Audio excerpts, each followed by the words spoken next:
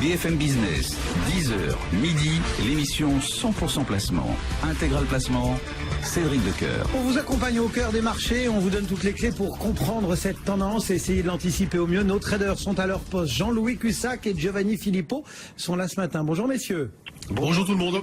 Giovanni Filippo du côté de Bourse Direct, Jean-Louis Cussac chez Perceval Finance Conseil. Giovanni, pour débuter, tiens, 4564 points. On n'est plus si loin, Antoine Larigauderie nous le disait dès l'entame depuis le centre de contrôle Euronext. On n'est plus très loin du plus haut de l'année.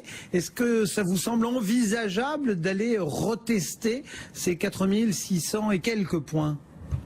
Oui, c'est tout à fait envisageable, d'autant plus qu'on va disposer de 8 à 10 séances avant des événements jugés majeurs, comme la réunion de l'OPEP, le référendum constitutionnel en Italie le 4 décembre, les élections présidentielles autrichiennes et puis la fête le 14. Donc on va disposer d'une petite séquence, d'un petit timing un peu plus creux sur les événements pour éventuellement, je dirais, organiser l'atteinte de ces 4006, voire réussir à s'asseoir au-dessus de la zone 4600-4620.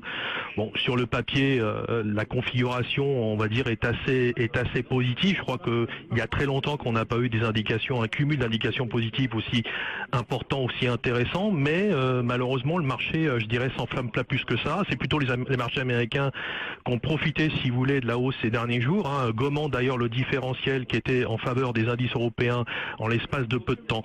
Donc je dirais oui, tant qu'on reste à très court terme au-dessus de la zone 4480, 4460 qui a aisément résisté à la pression ces derniers jours, ça c'est pour le niveau d'inflexion à très court terme, et surtout au-dessus de 4420.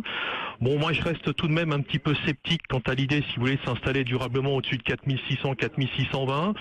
Je crois que s'il y a une possibilité de sortir par le haut, à mon avis, elle se fera certainement au cours de la deuxième quinzaine, de décembre, probablement avec une continuité en début d'année 2017, parce qu'on a quand même un certain nombre d'événements assez importants. Vous savez que, notamment au niveau des banques italiennes, elles ont échoué au 13 test en juillet. Ce référendum constitutionnel en Italie est important. Le non ne doit pas l'emporter parce que ça pourrait remettre en cause les plans de recapitalisation de ces banques-là, qui sont très fragiles pour la plupart, pour ne pas les citer.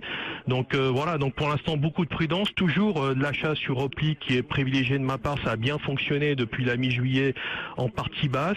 Acheter en partie haute, c'est toujours un petit peu délicat avant des événements importants. Donc encore un petit peu de prudence, mais un potentiel qui reste supérieur tant qu'on restera au-dessus de 480, 460. Voilà le sentiment que l'on développe du côté de Bourse Direct. Jean-Louis Cussac, est-ce que vous partagez également ce sentiment ? Je l'épouse. Oh là, pas de problème. C'est exactement l'idée de fond que je développe depuis un certain temps. Bon, là, on est en phase totale. C'est-à-dire que c'est vrai qu'on a une accumulation de facteurs plutôt positifs, mais c'est mou, c'est lent. À d'autres époques, on aurait vu le marché vraiment partir plus vite. Et là, on voit qu'on manque de vitesse, on manque de dynamisme. C'est certainement, évidemment, dû à la prudence de tout le monde, la prudence des gérants d'abord, qui sont très méfiants, qui manquent de visibilité, c'est évident. Et puis même les spéculateurs qui se sont pris des grosses claques ces derniers temps. Ce matin encore, Essilor, quand même, ça fait mal ces trucs-là. C'est vraiment violent, vous voyez. Donc la confiance manque toujours un petit peu. Alors on a envie d'y aller. C'est vrai que depuis hier matin, à cette heure-là, rappelez-vous, je vous disais, moi je paye 4475. Je pensais pas que derrière ça aurait été aussi vite.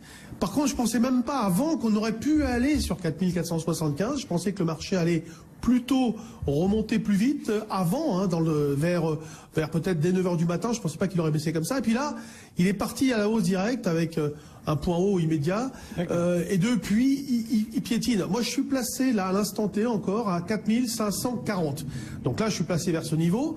Et c'est vrai que potentiellement, je suis acheteur jusqu'à 4475, le niveau d'hier. Voilà, c'est un peu la même consolidation. Donc oui, c'est mieux. Est-ce que la nature profonde du marché va changer ? Malheureusement, je ne crois pas. Je pense qu'on va avoir toujours une grande hésitation qui va donc dominer le marché. Et pour l'instant, voilà, on a passé cette période d'essoufflement. Il y a de l'espoir, mais c'est quand même assez fébrile et ça ne tient pas sur grand-chose. Est-ce que les volumes sont peut-être plus conséquents, Jean-Louis, d'abord ? Oui. Ah oui, là, aujourd'hui, on est à 820 millions, là, mais Essilor, aujourd'hui, c'est le plus gros volume du CAC 40. C'est quand même assez rare de trouver Essilor à la première place du podium. Malheureusement, c'est avec une variation de moins 7%. Et ça, franchement, c'est pour ça que souvent je vous dis, écoutez, les actions, c'est bien, mais on se prend des claques alors qu'il y a un consensus, c'est très violent.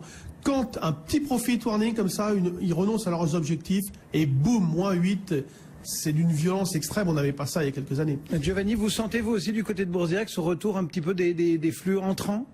On a eu une flambée post-Trump des journées à 5-6 milliards. On n'avait pas vu ça depuis longtemps, mais si vous regardez ces derniers jours, mis à part la clôture de l'échéance mensuelle sur les dérivés où il y a eu un petit peu plus de 3 milliards, on a quand même eu une décrue de ces volumes par rapport à ces niveaux-là. Mais au-delà du volume, moi ce qui m'intéresse, si vous voulez, c'est les valeurs qui a forte pondération.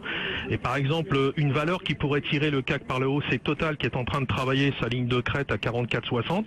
Plus forte pondération du CAC, il gagne 1,40. Ça fait partie des moteurs qui pourrait s'activer pour peu que l'OPEP signe un accord sur un gel de production ou voire une baisse de production. Et bien voilà ce que nos traders pouvaient vous donner comme indice pour mieux appréhender la séance du jour.